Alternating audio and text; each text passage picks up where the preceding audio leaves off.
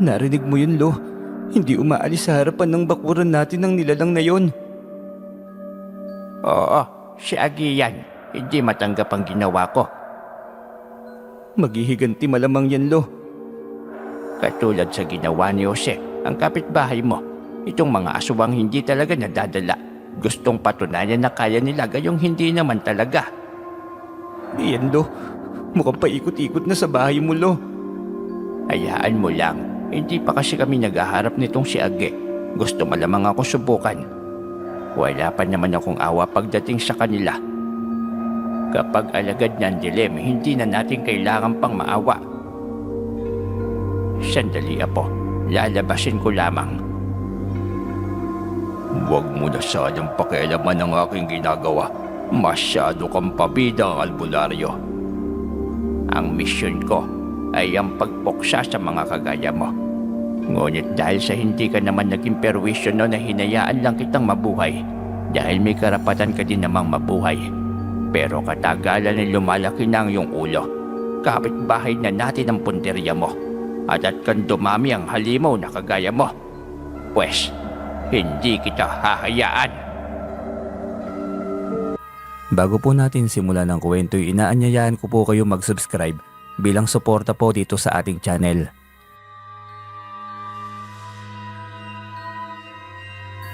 Kapag buwan ng Disyembre, umaasa tayong may mga kaanak na dadalaw sa ating tahanan. Minsan ay kasama sa Noche Buena hanggang Bagong Taon, lalo na ang abuelo at abuela nating malayo sa atin at ilang taon bago natin makikita at makakasama. Laging nakakapanabik at bawat araw ay atin nang binibilang. Ilang araw na lang, di ba tay? Sabik na ako makita si Lolo Pablo. Ang tanda na siguro niya ngayon, ano? 15 anyos pa ako noong huli tayong magbakasyon sa Siquijor. Kundi pa namatay si Lola Candida, hindi pa tayo napunta sa lugar nila Lolo. Litanya ni Lino. Nangungulila na rin siya sa butihing lolo niya. Ama ito ng kanyang inang si Nieves. Ang babaeng pinaghirapan ng gusto ng kanyang ama para lamang makuha sa kamay ng kanyang Lolo Pablo. Halos dumaan ito sa butas ng karayom dahil sa sobrang strikto noon ni Lolo Pablo, pero tunay na kapag mabuti at totoo ang iyong hangarin, gaano man kahirap, kayang-kaya mo itong pagtagumpayan. Kung hindi lang naoperahan ng nanay mo noong nakaraang taon, may pera naman sana tayo para makapagbakasyon. Kaso ay talagang naging mahirap sa atin ang nakaraang taon. Pero ayos, ang mahalaga ay napagtagumpayan ng nanay mo ang operasyon sa kanya. Sa bagay nga po tay, ang mahalaga ay maayos na ngayon ng nanay. O sige na, tapusin mo na yung ginagawa mo. Akyatin mo na nga yung kisame. Punasan mo ng basang-basahan, pero dapat doble ingat. Baka pagdating ng lolo mo, pilay ka na. Opo tay, mamadaliin ko na to para malinis ko na rin sa likod ng bahay. Panigurado marami na namang bahay ng gagamba dun eh. Tama anak, sige nga. Para naman pagdating ng lolo mo'y presentable naman itong bahay natin. Uwi ka ng kanyang ama. Sa tuwing may bisita sa kanilang bahay ay ganoon sila palagi. Todo linis. Sinisiguro na walang makikitang kapintasan sa bahay, lalo na ang Lolo Pablo niya, na kahit matanda na ayaw nitong may nakikitang nagkakalat. Simula kabataan nito hanggang sa tumandang albularyo ay napaka-organisado nito. Kahit mga aklat nito sa mga orasyon at panggagamot ay naka-organisa lagi.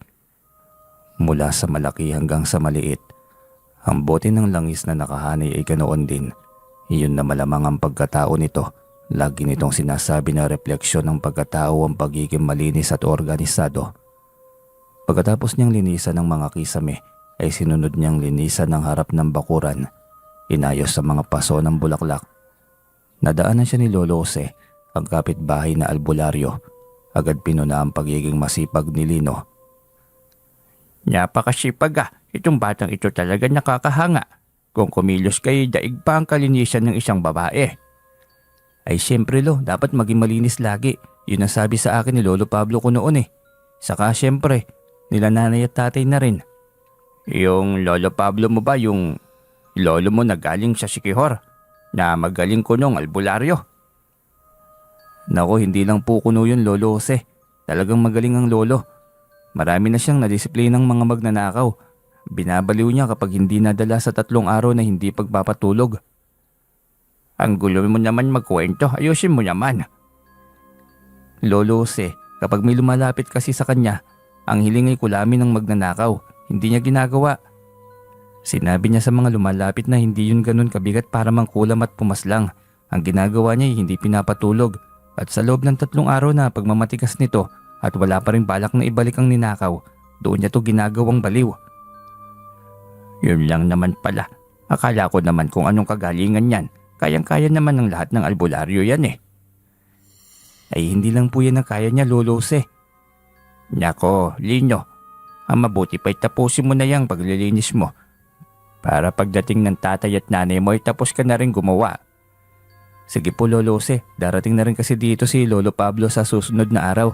Kaya todo linis kami dahil sa napaka-stricto ng taong yon. Pupunta dito ang Lolo Pablo mo?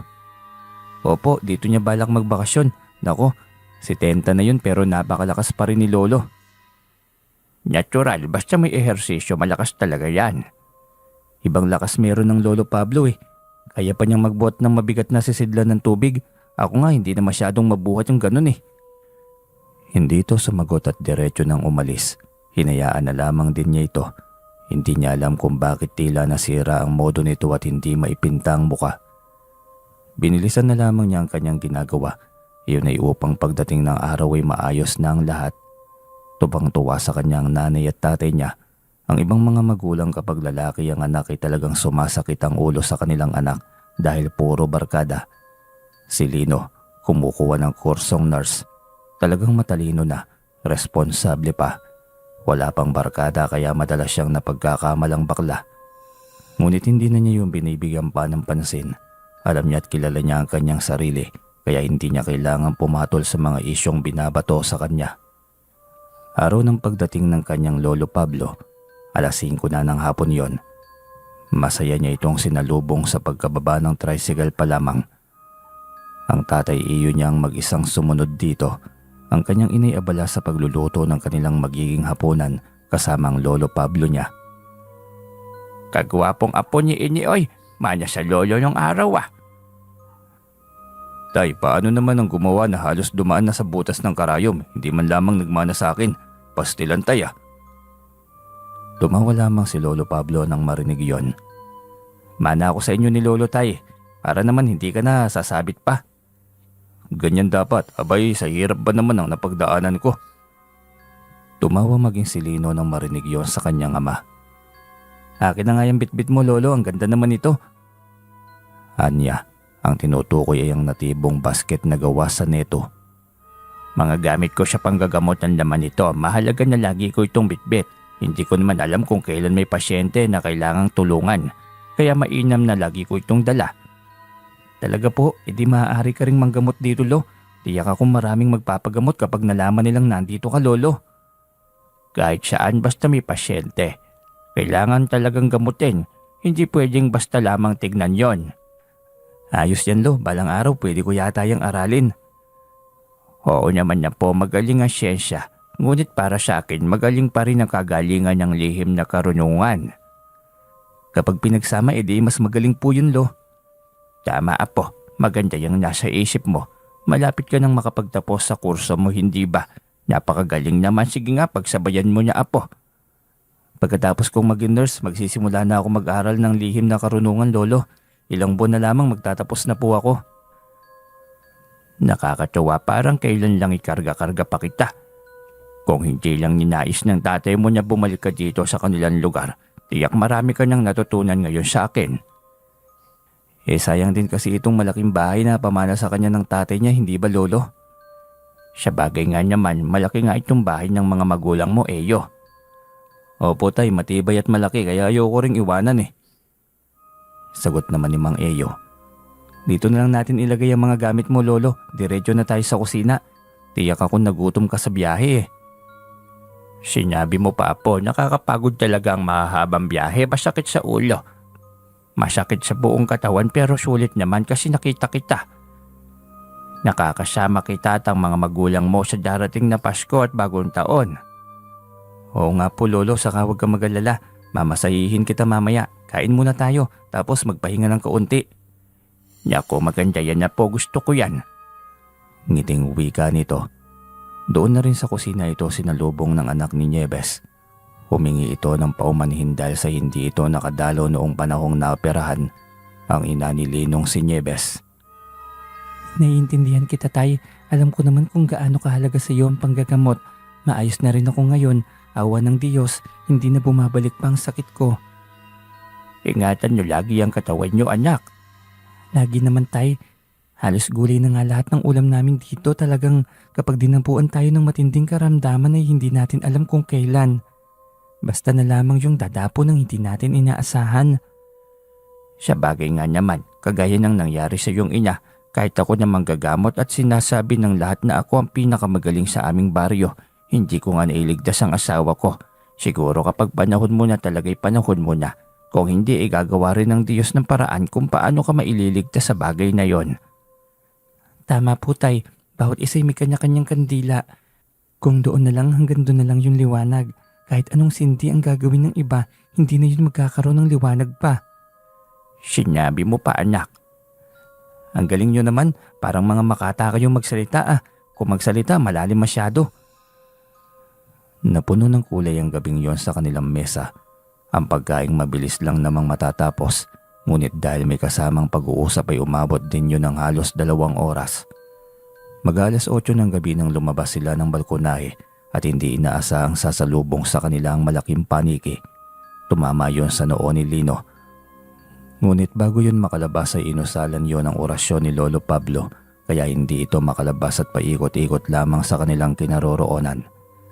Ang sakit ng noo ko ah, napakalakas ng pagtama ng paniki. Para akong binato ng bato, saan ba galing ang malaking paniki na yon? Unang beses nangyari ito ah. Hindi ordinaryong paniki yan. Alaga yan ng isang albularyong aswang. Mayroon ba dito? Tingin ko, alam niya ang pagdating ko. Saka gusto niya. Albularyong aswang, Tay, may ganyan din po. Hindi ko alam pero kung ganun ay di ba, perwisyo sa mga tao ang ganun. Oo nga po, Tay. Paano po siya naging albularyo kung isa lang naman pala siyang aswang? Panlilin lang po ba yun? Hindi ko alam kung bakit ginusto pa nilang maging albularyo. Ang iba, marahil ay panlilin lang lamang din. Ang mga aswang kasi paborito nilang dikitan ng mga may sakit kasi may hina na. Kapag namatay, maaari lamang ding malamat palitan ng katawan ng saging sa kabaong. Lalo na kapag tulog ang mga nagbabantay, malaya nilang magagawa ang bagay na yon. Grabe ang talino pala ng mga asubang lolo. Padalhan ba naman tayo ng isang paniki? Kaya magsisisi siya. Talagang ako ang sinukat niya. Sinukat? Ano pong ibig sabihin, Lo? Inalam ba niya kung ano ang kapangyarihan na mayroon ka, Lo? Ang albularyong asubang na yon, oo. Hindi ko alam kung bakit niya ako pinadalhan ng alaga. Isa lang naman ang alam ko. Gusto akong tiktikan. Wala naman sigurong ibang nakakaalam na magbakasyon ka rito, Tay. Saka para saan naman? Kinaiingitan ka ba? Si Lolo Jose, kasalubong ko siya kahapon at nasabi ko sa kanya tungkol sa pagdating ni Lolo. Pero hindi naman niya ako kilala. Bakit niya gagawin yon? Anong motibo niya sa akin? Sinabi ko sa kanya na isa kang magaling na albularyo, Lolo. Yun, hindi na may pinta ang muka. Ganun ba? Naku naman, malalaman natin yan.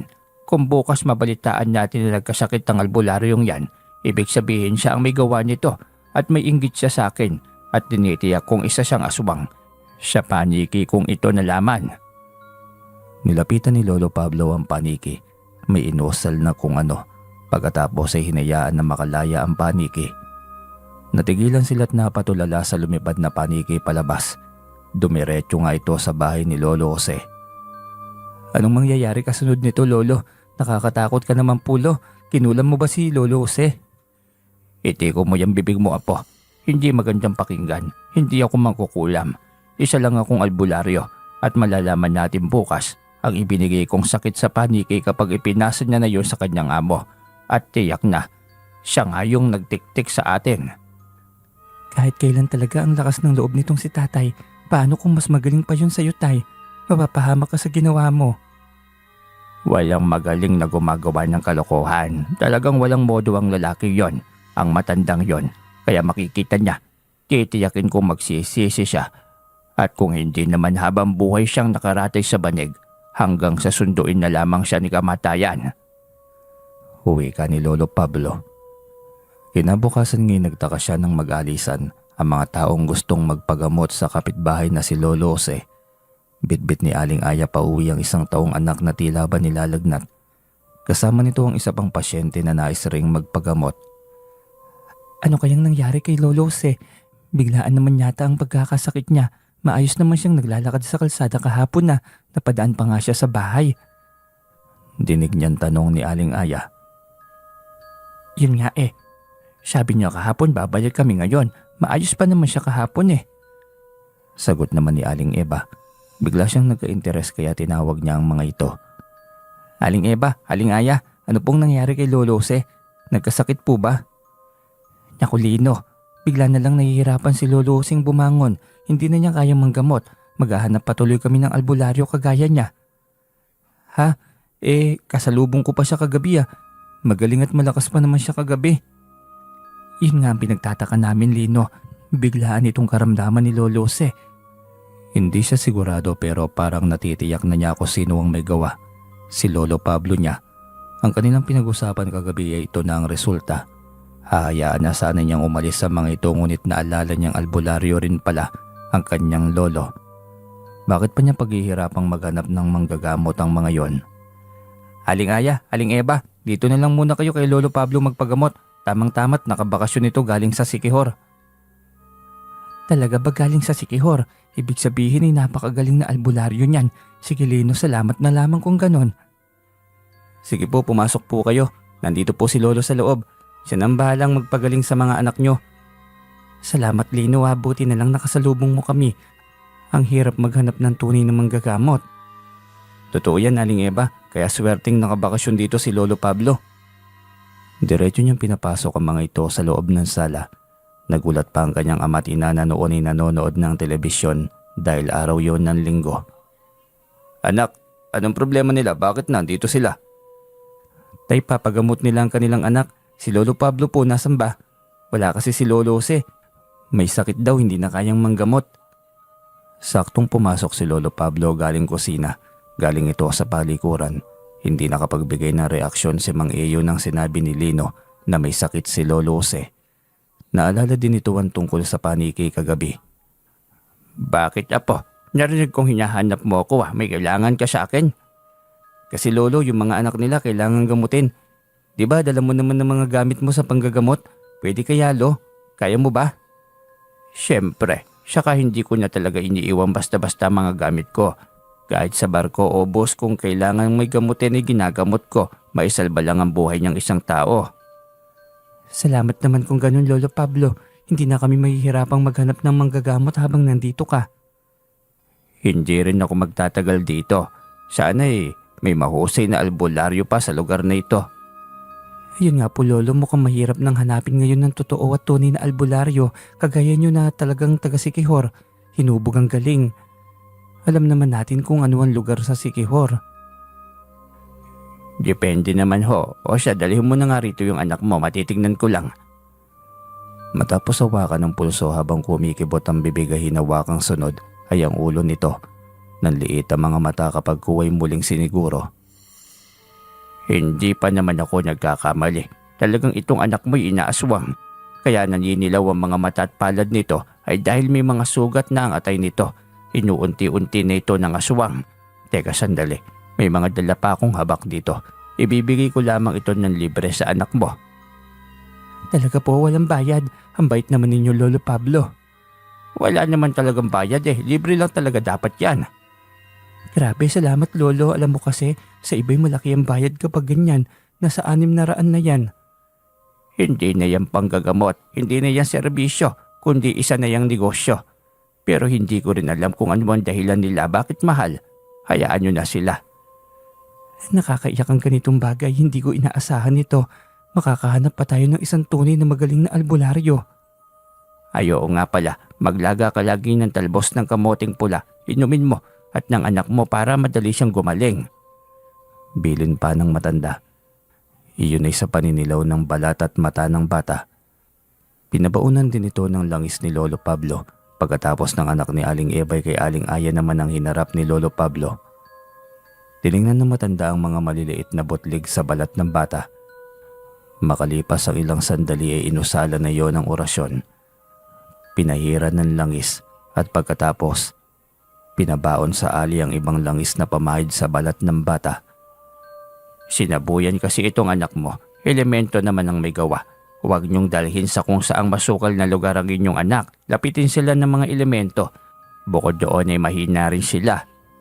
Naku, kahapon malamang habang nagsusunog kami ng tuyong dahon sa likod bahay. Padilim na yun eh. Naku, kapag ganyang padilim na bumubukas ang lagusan ng mga tao at elemento. Ingatan niyo ang mga bata. Silang madalas lapitin ng mga nilalang na hindi natin nakikita. Kaya mas mainam na may proteksyon lagi. Itong anak mo'y bibigyan ko din ng habak. Iilan lang itong dala ko, kaya maswerte sila ang unang nagamot ko. Matapos gamutin ng dalawang bata ay masayang nagpasalamat ang dalawang ina. Halos hindi matapos-tapos na pasasalamat yon. Sasabihin ko sa lahat ng aking mga kakilala na may dayong albularyo dito na galing pang Siquijor. Tiyak na mapupuno itong bahay niyo, Aling Nieves. Ayos lang naman, Aling Eva. Kung may matutulungan namang tao at maliligtas na buhay, bakit hindi ba? Pwedeng-pwede itong bahay na dayuhin ng mga gustong magpagamot. Napakabuti talaga ng pamilya niyo, Nieves. Kaya pinagpapala ng gusto dahil sa taglay na gininto ang puso. Matapos ang mahabang pag-uusap ay nagpaalam na ang mga ito. Wala pang 2 oras mula nang makalis ang 2 ali nang biglang may nagsidatingan ng mga nagpapagamot. Ang mga ito'y namalita sa mga kapitbahay na may dugong taga-Siquijor sa kanilang baryo. Mabilis na kumalat ang balita. Kaya walang magawa si Lolo Pablo dahil naging biglang albularyo siya ng baryo. Kasalanan din ni Lolo Jose kung bakit nito ginawa ang masamang balak. Patuloy sana ito sa misyon nito, ngunit hindi rin naman mabuti. May nakatagong agenda sa likod ng kanyang pagiging albularyo. Galing kasi dito si Eva at Aya. Naikwento nila sa akin ang tungkol kay Lolo Pablo ng Siquijor. Siyempre, isang pambihirang pagkakataon ito. Sinunggaban ko na agad. Alam naman natin kung gaano kagaling ang mga taga Siquijor. Uwi ka ni Mang Salmo. Grabe naman yan. Dili naman ingon anak kagaling. Sakto raman. Ano bang dinaramdam mo, Mang Salmo? Mukhang malalim nga yung mga mata mo. Hindi ka yata nakakatulog. Yun na nga eh. Hirap akong makahinga. Lalo na sa gabi, pinagpapawisan ng malamig ang kamay at paa ko. Kaya hindi ako makatulog ng maayos, binabangungot ako kung anong mga masasamang panaginip ang sumasagi sa aking isipan. Sandali po, Mang Salmo, kukunin ko lang ang mga gamit ng lolo sa kwarto niya. Kukunin ko Tumango ito kaya agad itong tumalima. Iniwan ito sa beranda ang pasyente at si Lolo naman kung saan ito magkaharap na nakaupo. May mga ilan pang nagsidatingan. Ngunit inuna muna nitong pinuntahan ng mga gamit ni Lolo Pablo na siyang kailangan para sa panggagamot ng mga tao. Pagbalik niya agad din niyang pinapasok at nasa labas. Nagmistulang may okasyon sa kanilang bahay. Ang mga dumadaan na tao ay nagtataka na rin kung anong meron sa kanilang bahay. Ang dami na nila, Lo. Mukhang magiging tanyag ka na agad sa baryong ito. Gayong unang araw pa lang naman ito ng yung bakasyon. Kung gusto lang naman nila ay kagalingan ay walang problema.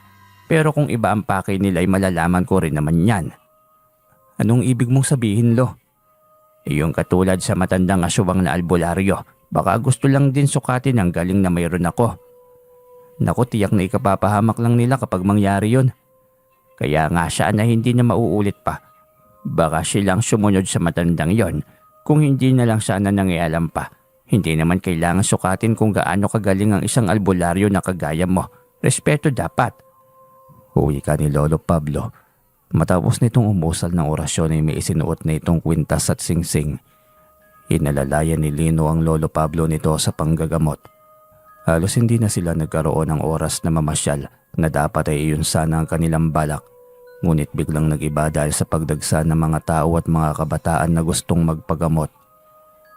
Makalipas ang 1 linggo, nabalitaan na lamang nila na tuluyan nang namatay si Lolo Jose.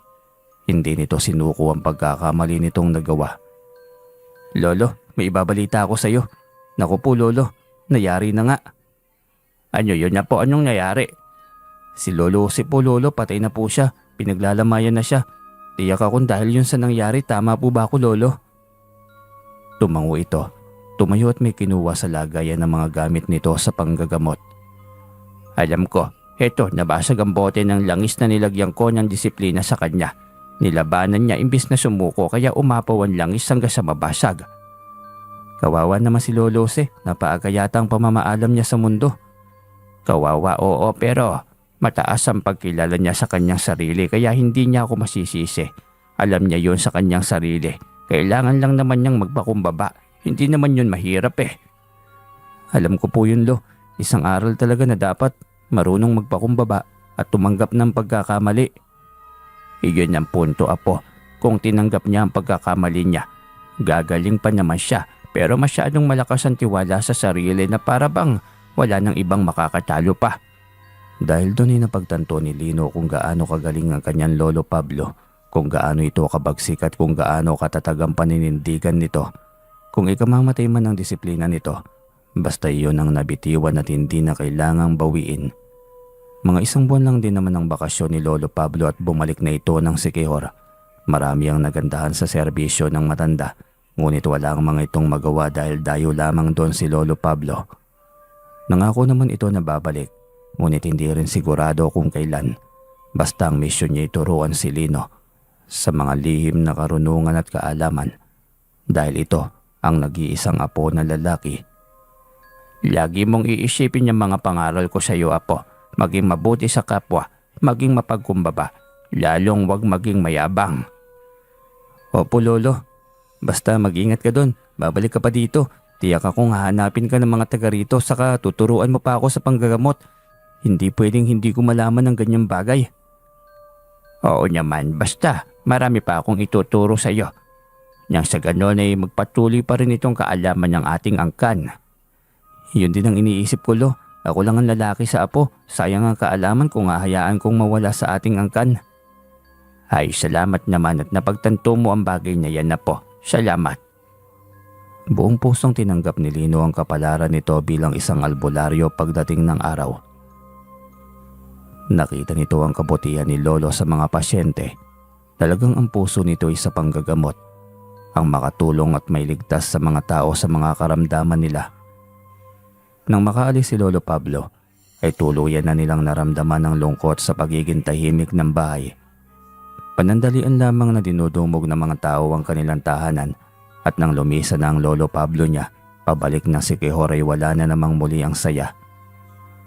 Ang pangit sa pakiramdam, parang bigla na lamang naging malungkot ang lahat sa pag-uwi ni Lolo. Natural lang naman anak na lilisan siyang muli. Bakasyon nga lamang siya sa baryong ito, hindi ba? Yun na nga po tay, alam ko naman.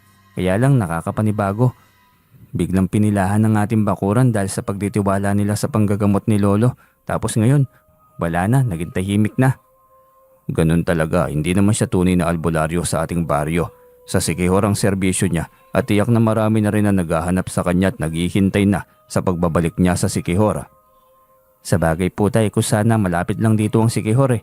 Kaso'y libo-libo pang kailangang ipunin para lang marating ang lugar. Anak, kahit saan naman may magaling na albularyo, hindi lang sa Siquijor. Nataon lamang na ang Lolo Pablo mo isa sa albularyo na galing sa lugar na yon, na hindi lang basta manggagamot. Ang puso niya nasa mga tao, sa pagtulong. Kaya mahal ng mga tao si Lolo Pablo kahit saan siya magpunta. Napakabuti ng kanyang puso kahit saang anggulo mo pagbabasihan eh. Tama ka anak, at bihira lamang ang albularyong totoong may puso sa kanyang pasyente. Hindi naniningil at hindi naging madamot sa kaalaman na mayroon siya. At ako ang susunod sa kanya tay. Magiging magaling na manggagamot ako. Hindi pwedeng hindi ko aaralin ang kaalamang yun. Napakalaking sayang. Hindi mo ba balak pagtrabahuhan ng kinuha mong kurso? Sayang naman. Akala ko ba gusto mo talaga maging nurse? Siyempre tay, magiging nurse pa rin ako. Pero isang nurse na albularyo. Nang sa gayon ay tunay na serbisyo ang may bigay ko sa tao, hindi lang basta nurse. Oo nga naman ako sa tindi ng pag-iisip mo anak. Sana lamang ay kayanin mo. Basta wag mong sagarin ang iyong sarili. Baka sa sobrang pagmamahal mo sa mga tao ay ikaw naman ang magkasakit. Ang serbisyo sa mga tao ay hindi basta. Ito ay paglabas ng matinding enerhiya. Kaya balansehin mo ng tama ang oras na mayroon ka. Hindi tayo naghihirap para kailangan mong magtrabaho ng puspusan. Opo tay, alam ko po yun. Lagi ko rin naman inaalagaan ang sarili ko tay. Inspirado at determinado itong makapagtapos. Ilang buwan na lamang din naman natapos na ito sa kursong pangarap. Ngunit huling buwan na sana ng pag-aaral nito nang biglang may dumapong karamdaman kay Lino na hindi nito may paliwanag na kahit ang doktor ay hirap tukuyin. Ano bang nangyayari sa iyo, Lino? Maayos naman ang lahat ng laboratorio mo. Wala ka namang sakit, sabi ng doktor. Pero bakit pumayat ka ng pumayat? Lalong bumabagsak ang katawan mo. Hindi ko rin alam, tay. Basta nanghihina ako. Wala rin akong ganang kumain. Para akong naglilihi. Ang pangit ng amoy ng mga pagkain. Baka po may kanser na ako, tay. Hindi no, wala kang kanser. Alalahanin mo nga. Ano bang huling nangyari bago nangyari sa iyo ang bagay na ito? Yun lang naman, binati ako ng apo ni Lolo Jose. Tapos sinabi niya na napakalusog ko raw. Yun lang naman yun eh. Nang gabing yun naging balisa na ako at hindi na maintindihan kung anong nararamdaman ko. Ano kaya kung papuntahin natin dito si Lolo Pablo mo para matignan ka niya? Tiyak na malalaman niya kung ano ang karamdamang mayroon ka. Hindi mahulaan ng doktor, ibig sabihin gawa ng tao. Abala yun, tay, kawawa naman kung aabalahin pa natin. Hindi naman siguro ito gawa ng tao. Wala pa naman ako nakaaway kahit sa paaralan, kasundo ko naman ang lahat. Kung hindi ka mapagaling ng doktor anak, sinisiguro kung gagaling ka sa panggagamot ng Lolo Pablo mo. Huwag na, tay, mawawala rin to. Kakain lang ako ng maraming saging para tumaas ulit ang potassium ko. Yun lang naman ang sabi ng doktor eh. Anak, na ilaboratorio ka ngunit walang sira sa iyo. Maging lahat, puso, dugo, ulo, lahat ng parte maayos. Hindi kaya't may isang taong umaabuso sa iyo. Sino naman po, tay? Mabait naman po ako. Wala nga akong kaaway, di ba? Wala akong kaalitan.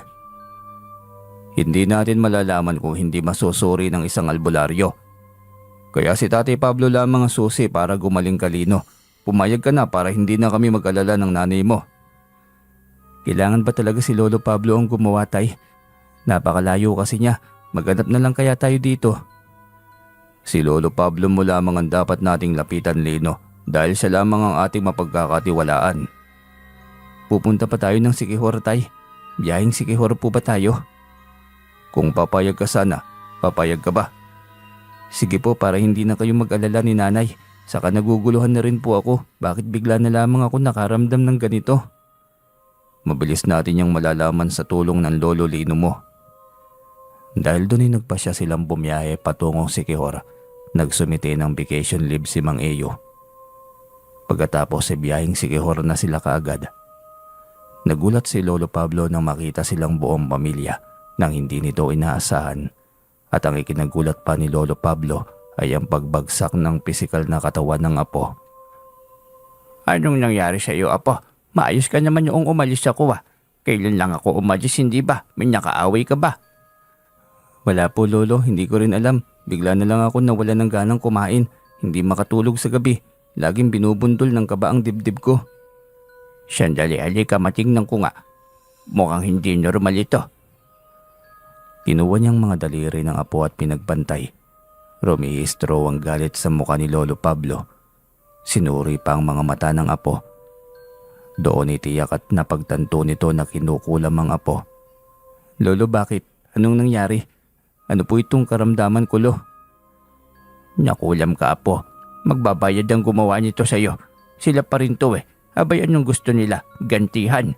Alam nilang hindi nila ako kakayanin. Kuyom ang mga kamay niya habang sinasabi yon.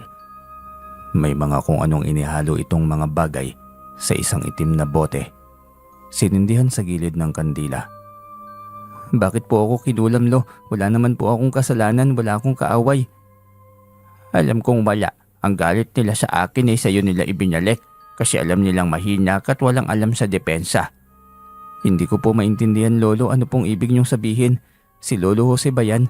Ang pamilya niya? Oo, siya nga, apo.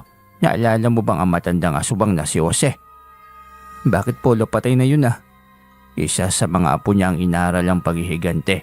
Ngayon ay ikaw ang punteriya. Bait-baitan siya bigla sa'yo. Biglang naalala ni Lino ang apo ni Lolo Jose, si Jenna. Halos hindi siya makapaniwala sa ganda ng dalagang yon.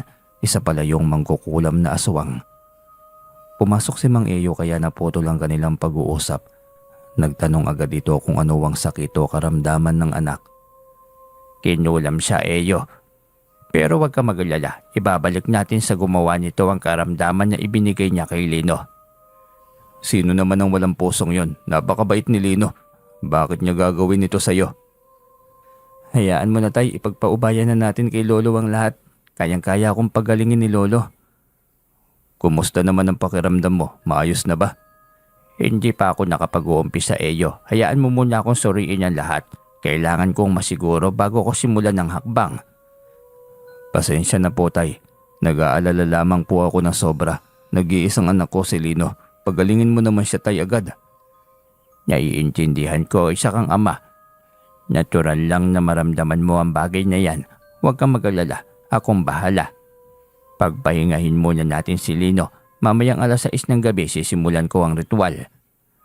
Lolo, mamamatay bang gumawa nito sa akin? Baka pwedeng hindi na. Kawawa naman si Jenna. Mukhang biktima lamang din siya nito.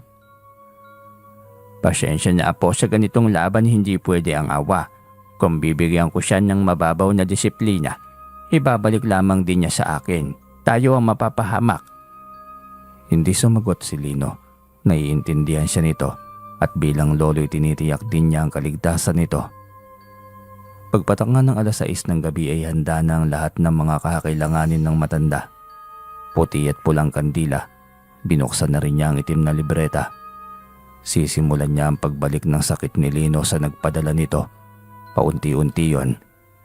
Ngunit sinisiguro ni Lolo Pablo na mahihirapan ng gusto ang kalaban. Inusalan niya ng orasyon para baklasin ang kung anumang bagay o sumpa na inilapat nito sa katawan ng kanyang apo. Pagkatapos ng ritual na yon ay humingi agad ng pagkain si Lino. Yan, pakainin niyo na Nieves, nagsimula ng magutom. Ay salamat naman, magaling na agad ang apo ko. Salamat naman kung ganon, kinabahan ako na sobra dahil sa nangyari itay. Siyempre, nanay ka kaya normal lamang na maramdaman mo ang bagay na yan. At bilang lolo, hindi ko hahayaan na may mangyari na hindi maganda sa aking apo. Ang hirap naman ng anak na may sakit tay. Noong ako ang nagkasakit mukhang hindi pa ako nag-alala. Pero noong si Marcelino na naku parang tatakasan na rin ako ng katinuan. Nako, hindi dapat ganyan. Kung may nararamdaman ng anak, dapat kang maging malakas lalo. Kasi naman ikaw ang uhugutan niya ng lakas. Tay, hindi ako sanay na makita si Lino na may sakit. Simula kabataan, madalang lang yang magkasakit eh. Hayaan mo, pagbabayaran din ng babaeng yon ang ginawa niya. Babae ang may gawa? Sino naman tay? Yan ang nakita ko sa tawas, babae. Maganda. Tiyak na apo ni Jose. Kilala niyo siguro. Si Jenna, imposible ang bait ng batang yon. Paano niya nagawa ito kay Lino? Kahit gaano kabait, kung binubulungan ng kaluluwa ng lolo niyang babay lang aswang, wala siyang magagawa dahil kontrolado na siya ng kaluluwa nito. Tay, paano yan? Kawawa naman ang bata. Gaya niya sinabi ko, Nieves, sa larangang ito hindi ako gumagawa ng mababaw na ritual. Tatapusin ko ito dahil ang buhay ko at ang buhay niyong lahat ang malalagay sa alanganin kung hindi ko ito tatapusin. Sa ganitong paraan, iisa lang ang maiiwan. Rumihistro ang pag-aalala sa mukha ni Nieves, ngunit naiintindihan din ito ang prinsipyo ng ama. Sa ganitong larangan, buhay ang laging nilalaban. Kaya dapat ay maging matigas para sa kalaban. Halos 3 linggo ang pananatili nila sa bahay ni Lolo Pablo, ngunit tuluyan din namang gumaling si Lino. O, laging mag-iingat, pero huwag kang mag-alala. Dahil nasa iyo ang itim na diamanteng habak, kahit elemento hindi ka kayang lapitan, maliban lamang sa gabay ng itim na diamante na nagbibigay sa iyo ng proteksyon. Siya din ang iyong bantay at magliligtas sa iyo mula sa kapahamakan. Maraming salamat po Lolo. Kung bibigyan ng pagkakataon, babalik ako rito para umpisahan ng pag-aaral ng pagiging albularyo, Lolo. Mas mainam po. Maghihintay lang naman ako dito sa iyo. Sige po Lo, ingat ka rin po dito. Oo naman, mag-iingat ako palagi dahil kailangan mo pang matutunan lahat ng kaalamang mayroon ako. Uwi ka ng matanda. Magalang na ring nagpaalam si Nieves at Mang Eyo. Nagpasalamat dahil sa paggaling ng anak. Biyayang Negros muli sila. Balik sa normal na buhay na mayroon. Pagdating sa kanilang bahay ay dapit hapon na yon. Litrato ng isang portrait ang nakaharap sa kanilang gate. Isang inosenteng mukha ng dalagang si Jenna. Pinaglalamayan nito ngayon. Nasasaktan si Lino habang nakatingin dito. Naging kaibigan niya ito noong kabataan. Mabait ito kaya pakiramdam ni Linoy siya ang may kagagawan ng pagkawala ng dalaga. Pumasok ka na, Lino. Tay, sandali lang. Nasasaktan ako para sa pamilya ni Jenna. Bakit ka naman masasaktan? Ikaw ang kamuntik paslangin ng babaeng yan, kaya wala kang kasalanan. Idinipensa ka lamang ng iyong lolo. Alam ko naman po yun, Tay. Kaya lamang hindi ko pa rin maiwasang maawa. Sa bagay, halika na. Masama ang tingin ng ama ni Jenna sa'yo. Mukhang pati ang lokong yan may alam na rin sa ginagawa ng anak. Tay, paano kung patuloy pa rin ang kanilang ginagawang paghihiganti? Di mapapahamak lamang nila ang lahi nila. Tingin ko matatakot na ang mga yan. Hindi pa ba sila nadadala? Ama at apo na nga nagpaalam dahil sa sarili din naman nilang kagagawan. Sa bagay, matatakot na siguro ang mga yan. Uwi ka ni Lino. Kumuha ito ng espesyal na pagsusulit upang makahabol at makapagmarcha na rin sa nalalapit nitong pagtatapos. Pagkatapos ng pagtatapos nito sa pag-aaral ay nagpaalam agad itong tumungo sa Siquijor. Sisimulan na nitong aralin ang ituturo ni Lolo Pablo na lihim na karunungan. Sigurado ka ba talaga, anak? Yan talaga ang gusto mong gawin ngayon? Opo, Tay, malaking tulong din ito kapag may kaalaman akong hindi sakop ng siyensya. Gusto ko lang din subukin kung paano makatulong sa mga tao na ginagamit ang pambihirang galing, Tay. Alam kong iilan na lamang ang mayroon nito at kung magiging magaling akong albularyo, saka na ako kukuha ng pagsusulit para sa lisensya ng pagiging nurse. Anak, ang alam ko taliwas sa paniniwala ng mga nurse at doktor ang paniniwala ng isang albularyo. Paano yan? Mamamangka ka sa dalawang ilog. Ako na pong bahala, Tay. Napalingon sila sa ina nang bumukas ang pinto. Nakabiis na ito at bitbit ang bag. Hindi ito papayag na hindi ito kasama sa paghatid sa kanya sa pier. Naghintay pa kayo ng matagal sa akin. Nasanay na, Nieves, natural. May kulayan pang bibig, mata, may pulbo pa at kung ano-ano. Isa lang naman ang tanong ko, ang dami-daming sagot. Sige na, oo na. Hindi kami maghihintay ng matagal. Tara na, dahil maiiwan na ng barko ang anak natin. Natawa na lamang si Lino. Minsan kung magbangayan ng kanyang ama at inay parang mga bata ito. Pagdating sa pier ay nagpaalam na siya sa mga yon. Hindi niya alam kung kailan siya babalik pero sinisiguro niyang sa pagbabalik niya ay magiging magaling na siyang albularyo. Aba, nandito ka na agad. Sabi ko niya siguro magkaroon ng kaalaman sa panggagamot, ano? Medyo po, Lolo. Napagtanto kong mas kailangan ko ang kaalamang ito kaysa sa mga nalalaman ko sa siyensya. Mabuti naman. Ngayon magpahinga ka muna dahil bukas masasaksihan mo kung gaano kahirap ang panggagamot ko sa mga pasyenteng dayo pa sa ibang lugar. Sa ibang lugar, Lo? Nako, napakagaling talaga ng lolo ko.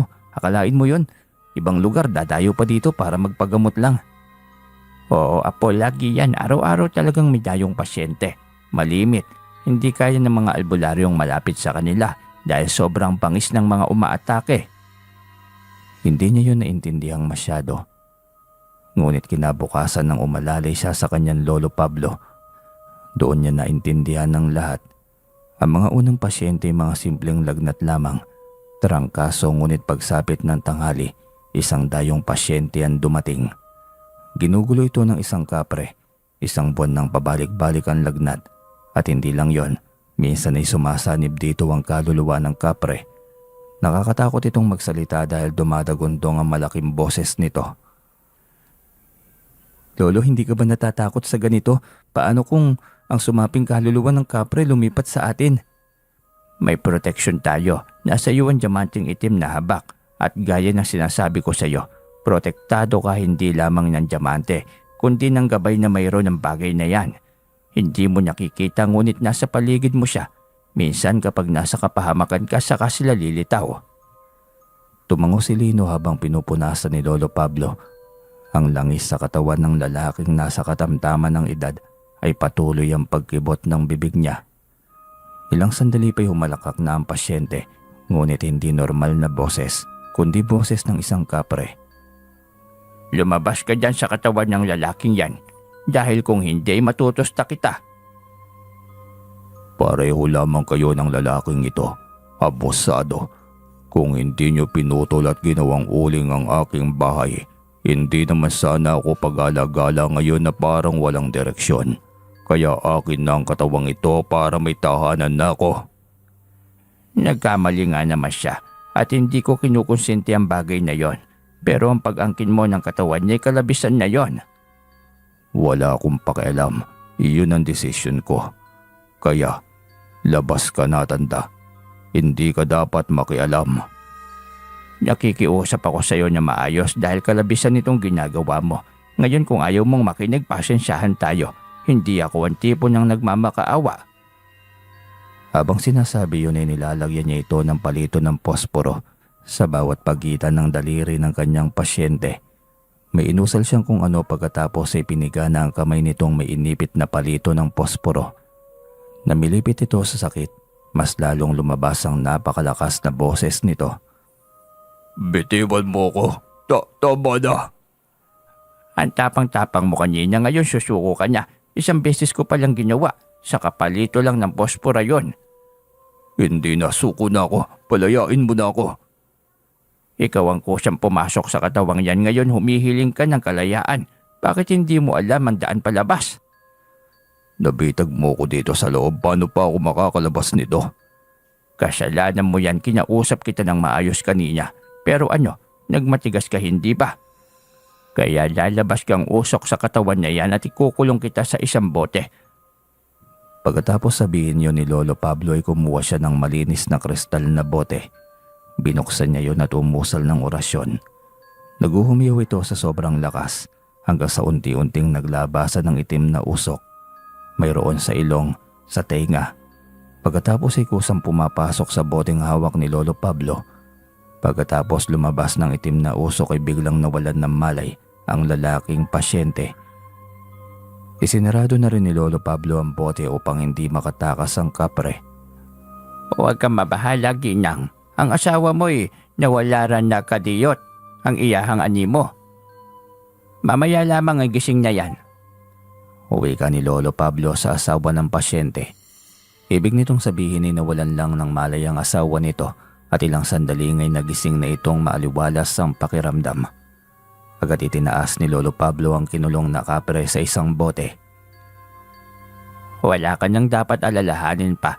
Heto na siya, ikinulong ko sa bote at hindi na ito makakawala pa kailanman.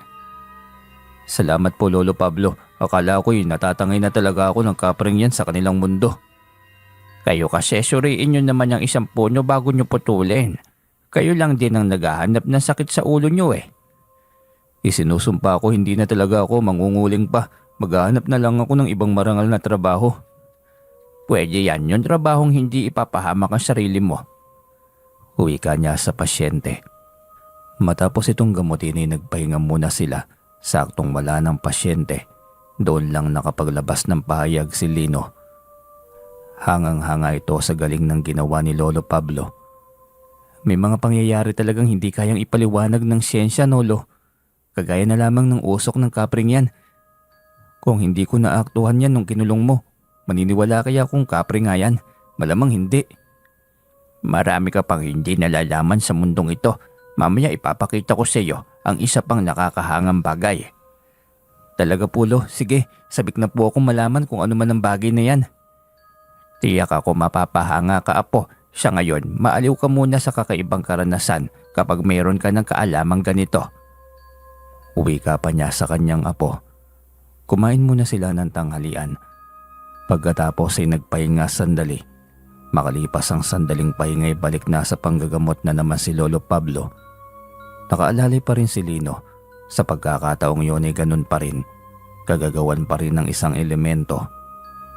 Isang dalagang tulog ng napakaimbing ang pasan ng ama. Kahit anong gawing paggulo at pagkalikot ng tenga at ilong nito'y ayaw pa rin itong magising. Ilang araw na ba itong tulog? 3 araw na po. 2 beses na po ito, Lolo. Noong una sabi niya na masyal daw sila ng lalaking may gusto sa kanya. Tahimik si Lolo Pablo habang pinakikiramdaman ang presensya ng dalaga. Talagang malayo ito at hindi niya maramdaman. Ibig sabihin ay nasa kabilang mundo pa ito, naglalakbay at namamasyal. Ngunit malakas ang pulso at hininga nito. Ibig sabihin ay makakabalik pa ito. Hindi pa naman ito nakakain ng pagkaing itim. Pwede pa natin siyang mabawi. Pero sa susunod, huwag niyong paalisin ng bahay mag-isa ang dalaga niyo. Mestiza ito, maputi, kaya lapitin ng mga elemento. Lalong mabilis magugustuhan ng mga engkanto. Tiyak akong may manliligaw itong engkanto. Hindi sumagot ang ama. Dahil wala naman itong ideya. Gumawa ng ritual si Lolo Pablo.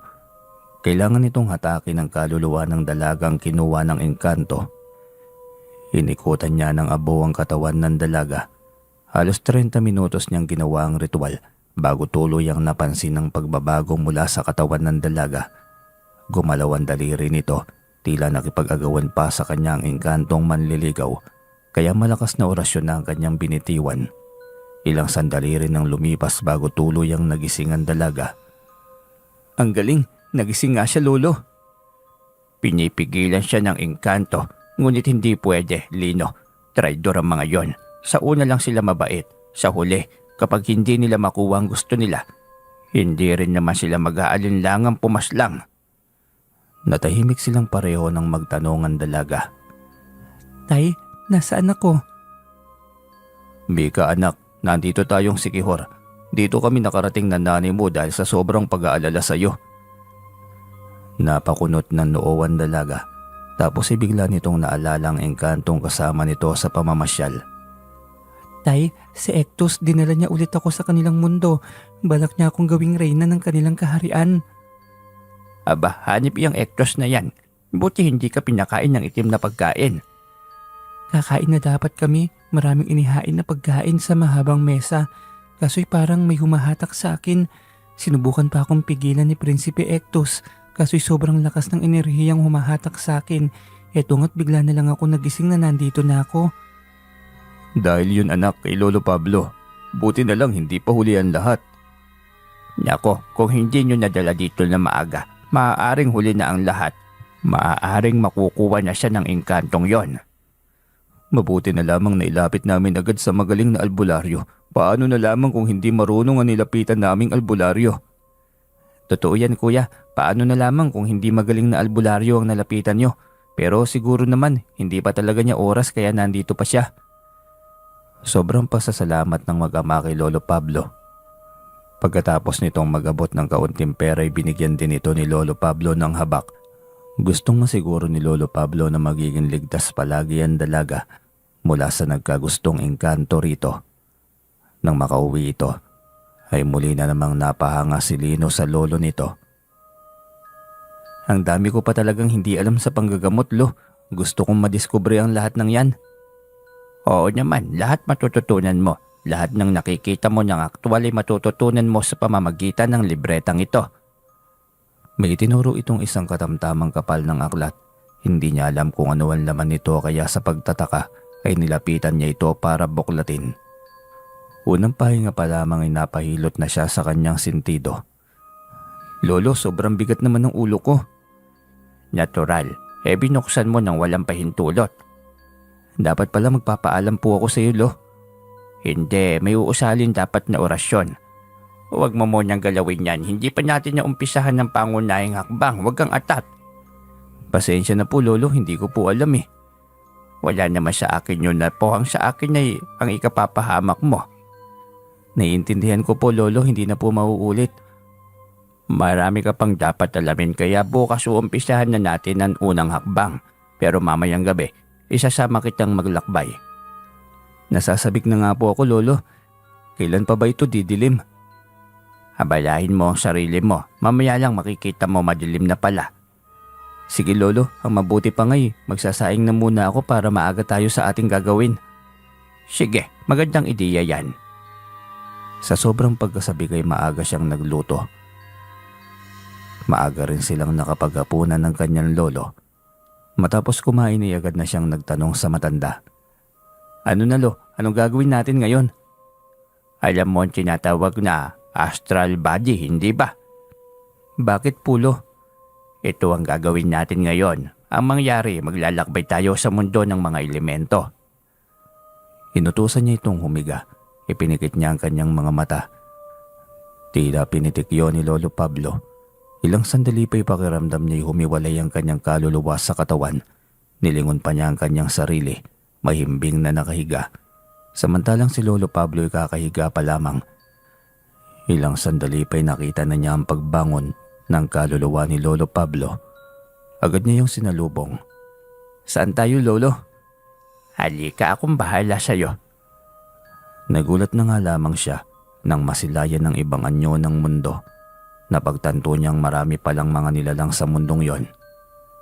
Higit na mas marami, nag-aaway-away, walang pagkakaisa. Ganito ang mundo ng mga elemento, Lolo. Ang gulo naman nila. Sinabi mo pa, kaya ang iba'y gustong pumunta sa mundo ng mga tao, kaso ang iba naman ay abusado. Malayong paglalakbay ang kanilang nagawa. Nakita niyang ibang mga nilalang gaya ng mga tikbalang, duwende at kung ano pa. Hindi niya inasahan na magkaroon siya ng pagkakataong magawa ito. Yun ay dahil sa magaling niyang lolo na taglay ang iba't ibang karunungan. Matapos ang paglalakbay na yon, ay nagpa siya ng kanyang lolo na bumalik. Tuwang-tuwa siyang nagpasalamat sa kanyang Lolo Pablo dahil sa karanasang yon. Kinabukasan ng magising sila, yun agad ang kanilang pinag-usapan. Kung hindi ako nagdesisyon na mag-aral ng karunungan na mayroon ka, Lo, tiyak akong hindi ko mararanasan ang bagay na yon. Kaya salamat po, Lolo, sa magandang karanasan na yun ng paglalakbay. Marami pang paglalakbay ang gagawin natin na po, hindi lang sa ikalawang dimensyon tayo pwedeng maglakbay. Maging sa iba't ibang bansa'y pwede tayong maglakbay. Uwi ka ng kanyang lolo kaya sobrang nasasabik siya. Ngunit sa mga sandaling yun ay balik sila sa realidad at totoong misyon ni Lolo Pablo, ang panggagamot. At sa araw na yon, isang yanggaw ang kailangang pagalingin. Lolo, ano yan? Bakit nanlilisik ang mga mata? Saka bakit sa bubong nakatingin? May sanib bang anak namin, Lolo Pablo? Bigla na lang siyang naging ganito. Tulungan mo naman kami, Lo. Hindi yan sanib, kundi isang yanggaw. Masyadong magaling ang gumawa nito na pangyayanggaw. Hindi agad mahalata sa una. Huli mo nang malalaman, malaki na ang sisiw sa loob. Uwi ka ng matanda sabay tusok ng 4 na daliri sa tiyan nito. Diretso itong nawalan ng malay at natumba. Ang hirap naman itong mga ginagawa mo, Lolo. Masyadong delikado. Wala tayong magagawa, Apo. Pinasok natin ito. Ginusto natin ito dahil ang nais natin ay makatulong sa tao. Kaya gagawin natin kahit gaano kahirap. Wala tayong tatanggihan na pasyente kahit pa kaharapin natin ang panganib. Iba ka talaga, Lolo. Nag-iisa ka lang talaga. Sos, marami dito ang hindi mo alam. Saka itong panggagamot sa yanggaw ay madali lang. Alam mo kung ano ang pinakamahirap. Ano po yun, Lo? Ang makalaban o makaharap ang totoong aswang na naglagay ng punla sa binatang ito. Tiyak kasi akong taga rito lamang din yon. Mukhang tama kayo ng hula, Lolo Pablo. Ang huling nag-imbita sa anak kong si Teloy ay si Lolo Agi. Pinalinis siya sa likod tapos pinakain. Pagkatapos ay bigla na lamang siyang nagkaganito. Aswang ang Agi na yan, matagal nang naging bantog yan. Bakit nyo naman pinagkatiwalaan? Narinig namin ang tungkol sa bagay na yan. Kaso hindi naman namin napatunayan. Mukhang mabait naman si Lolo Agi. Yun pala'y talagang aswang siya. Minsan talaga nadadali tayo dahil sa binibigay nating tiwala. Pero huwag ka mag-alala. Pagagalingin ko ang anak mo. Agad na inumpisa ni Lolo Pablo ang panggagamot. Hinawakan ang tiyan ng binata. Nakatingin lang si Lino sa mga ginagawa ng kanyang Lolo Pablo. Pagkatapos umusal ng orasyon, muli niyang tinusok ng mga daliri ang tiyan ng binata. Sa pagkakataong yun ay sumbuka ito ng malansa. Sobrang lansa at sobrang lapot ang sinusuka nito. Makalipas lang ang ilang sandali ay may sinuka itong dugo. Nagsimula ng mag-alala ang ama nito. Lolo, anong nangyayari? Huwag kang mabahala. Natural lang yan. Naging sisiw na ang punla sa loob. Buti nga hindi pa tuluyang nakalabas. Kung nangyari ay tiyak na ikamamatay ng anak mo ang gagawin ko. Ilang sandali pa'y may lumabas ngang itim na sisiw. Ngunit patay na ito at halos madurog na. Yan ba yun, Lolo? Parang sisiw na durog? Hindi parang. Sisiw talaga yan ng pagiging aswang. Sa maniwala ka't sa hindi. Nakakain na rin itong anak mo ng sariwang laman at dugo. Tama, hindi ba? Tanong pa ni Lolo sa binata. Maingat lamang itong tumango. Pero huwag kang mag-alala, gagaling ka na. Wala nang halimaw na mag-uutos sa'yo para gumawa ng masama. Anak, ikaw ba ang dahilan kung bakit nawawala ang mga alagang tandang natin? Tumango ang binata sa naging tanong ng ama. Nagkatingin na sina Lolo Pablo at Lino. Si Lino'y halos hindi makapaniwala. Ganun lang kadali ginamot ni Lolo Pablo ang isang iyanggaw. Pagkatapos ay pinainom ng isang kutsarang lang isang binata at sinabi na ni Lolo Pablo na maayos na ito.